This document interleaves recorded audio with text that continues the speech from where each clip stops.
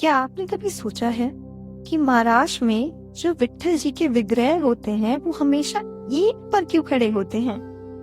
आइए आज आपको मैं इसके पीछे की मनोरंजक कहानी सुनाती हूँ। कहानी कुछ ऐसी है। ये कहानी है पुंडलीक जी की, जो कृष्ण के एक अनन्य भक्त थे, हमेशा कृष्ण की भक्ति में लीन। और उनके लिए प्रथम सेवा थी माता पिता की।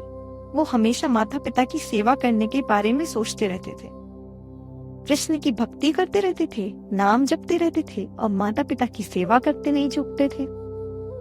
तो एक दिन कृष्ण ने सोचा कि इस भक्त से मिला जाए और आ गए वो उनके घर। पुंडलीक जी उस समय अपने पिताजी के पैर दबा रहे थे। पिताजी सो रहे थे।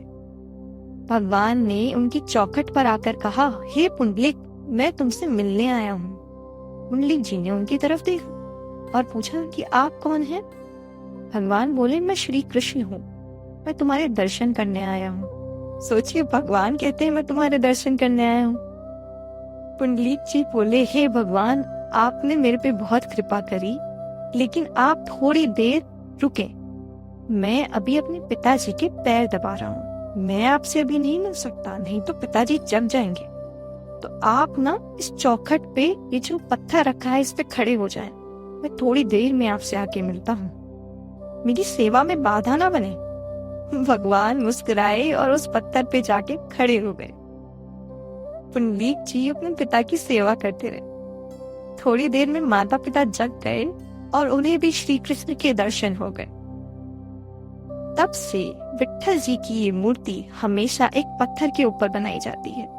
भगवान एक ईंट के पत्थर के ऊपर खड़े होते हैं, हमेशा विट्ठल की मूर्ति ऐसी ही दिखती है। भक्त भगवान से क्या नहीं करवा लेता, अपने प्रेम से, अपने भाव से, अपनी भक्ति से और अपने प्यार से। पुंडलीक जी का मन सच्चा था, भगवान की भक्ति भी अनन्य थी, लेकिन सेवा भाव माता पिता के लिए भी एकदम दृढ़ था।